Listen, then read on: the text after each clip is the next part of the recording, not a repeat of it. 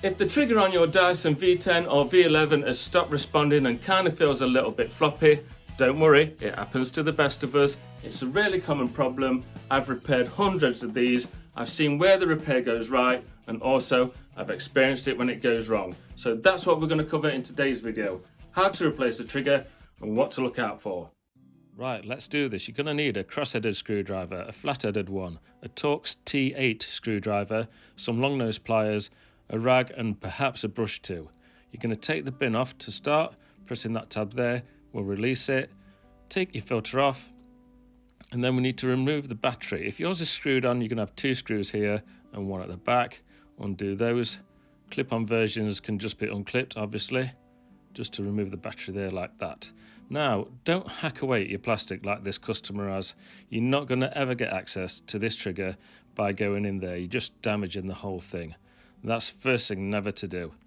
Right, screws. You're going to have a cross-headed screw, one each side there, 4 around here. And we're going to undo those now. And make sure they're fully released before we try and do the next step, okay? We're going to separate these two parts. Just wiggle and pull, and it all pulls apart. Now, this part will be a little bit dusty, so just give it a wipe with your rag. And then the first of the T8 Torx screws that we need to undo are here and then here. Just undo those. And then this is going to allow us to take this plasticky bit off. To do this, we put our flat-headed screwdriver just under this clip and just turn your screwdriver. Don't tilt your screwdriver and break your plastic, just turn it. Now get rid of any dust that might be in there so we can see what we're doing. We have two connectors here. These like to pull out, so be careful not to do that. They're soldered in. We're going to come to those two screws in a minute, but first just carefully prise this plug up here. And then we've got to be really careful throughout the repair that we don't break this thin wire here. Okay, if your circuit board is covered in silicone, by the way, you just need to scrape it away on those two screws and then on that plug area there, and the rest of the silicone can just be left. You'll see what I mean if you've got that all over your circuit board. Now, T8 Torx screws again, just to unplug these two connectors. Now we need to bend these because we're going to be pulling the circuit board through. Just get your long nose pliers and turn it.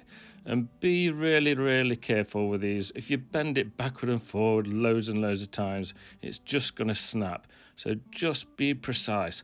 Make sure they're fairly flat, and then we can just pull out the motor unit like so. Just being very gentle in everything that we do. Okay, right, put that to one side. And now we need to just clean everything up. This one's quite dusty. And there's two screws there. Now these are a pain to get to. If you've got an Allen key type Torx screwdriver, that'd be perfect. Or a bendy one I've seen. But who's got those? We need to try and use our straight screwdriver because that's the only one we could find. It's a pain in the bum, but if you can get a thinner type screwdriver, you're going to get to these screws a bit easier. Now prise this part up with your flat-headed screwdriver, just nice and gentle. And we're going to pull this off. Just wiggle it as slowly as you like. We're trying not to pull on the wires too much, especially that little one, and it will eventually come off like so. Now we can turn our attention to inside the trigger. Now there's one more screw to undo, which is just down there if you can see it. It's a T8 Torx screw. Again, if you have a longer screwdriver than what I'm using, that's better. Make sure it's fully out, that screw. If it's not fully out, don't do this next bit, okay? You need to make sure that screw is 100% on your desk. Now we need to pull this part here gently with your long nose pliers and make sure that the wires at the top were all straight. And here you can see you have your trigger and it's broken there. So what's been happening is you've been pressing the trigger, and instead of that part pressing down on the battery, it's just been doing this, which is obviously no good at all. So we need to replace that part. That's what we're here for. This one here is strengthened more. If you'll see, it's got a longer line there than this had. They always break in the same position. So now just prise off the old one with your flat-headed screwdriver and pull it away. Doesn't matter about breaking this even more, obviously. Put your new one on, just slide it from top to bottom, like so, onto the little pivot parts. And we need to make sure that spring's on that bit, and importantly this is that it's springing like so. Some of the aftermarket ones are really small holes here. Pax and Pax is a brand that's worse for that. So just make sure that your switch is actually moving freely. Now we're going to put this back in. Get the wires as straight as you can and then slide it up, and we're trying to get them through the hole. Now, I've done loads of these. I've just made that look so easy. I'm so sorry. You might want to tie a bit of string around it or a bit of wire or something to ease them through. But yeah, that's basically what we're doing.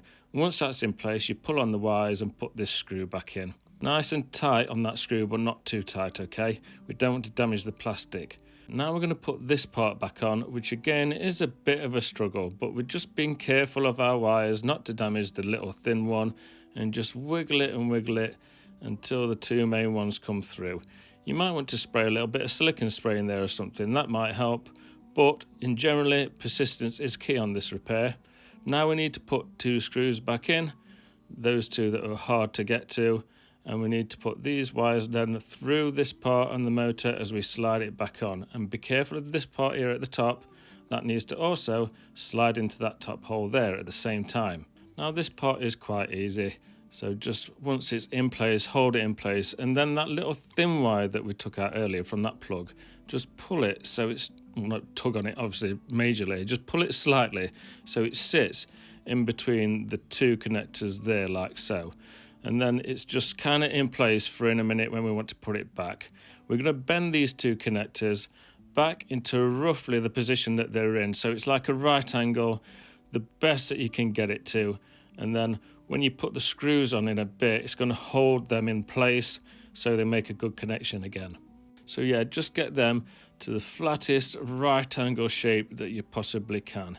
Now we're going to put the screws in, now they're all lined up. Okay, so it looks something like this. They're not perfectly straight, these. I've done a bit of a bodge job, haven't I? But as long as they're not touching, they're okay. Don't worry about it too much. Okay, the plug. Oh, now this is a faff, especially if you're like me and you can't really see what you're doing. It plugs in like so. It just fits in right. You'll see what I mean. It's so faffy, but it sits in perfectly when it's in right. If it's not sat in perfectly, it's not in right. That's the rule. So yes, moving on, we need to put the cover back on. It just presses into position. And then the two screws at the bottom there that we're going to put in now, they're going to hold it nicely in place for you. Okay, we're kind of on the home straight now, folks. Please don't forget to like the video, obviously, if you found it helpful. Now, the main section, the cyclone, it slides on and it just fits together with no gaps. If there are any gaps or it isn't sliding on perfectly, then you need to redo it, basically. It just slides on dead easy. And now, obviously, I'm waffling on, but we need to be doing up the screws, okay?